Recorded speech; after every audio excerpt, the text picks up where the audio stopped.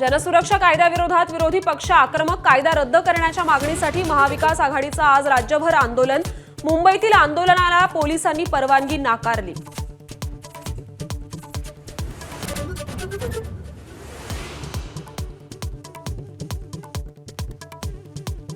पंतप्रधान ओली यांच्या राजीनाम्यानंतरही नेपाळमध्ये हिंसाचार कायम।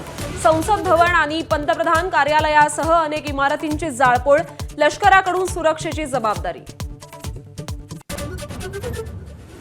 नेपाळमध्ये नवीन सरकार स्थापनेसाठी हालचाली तीव्र। लष्कर प्रमुखांची आज पुन्हा बालेनशहा आणि रवी लामिछाने यांच्याशी भेट। सुशीला कार्की यांना हंगामी पंतप्रधान बनवण्याची तयारी सुरू। आयफोन प्रेमींसाठी खुशखबर। दमदार फीचरसह आयफोन 17 सिरीजमध्ये 4 मॉडेल लॉन्च। ॲपल वॉच आणि एअरपॉड्सही अनावरण।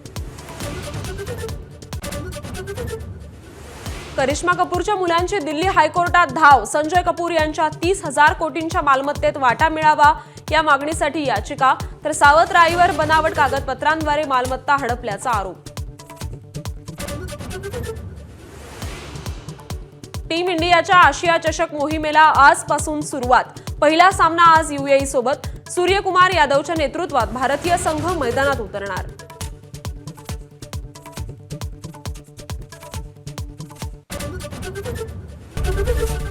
ABP माझा, उघडा डोळे बघा नीट।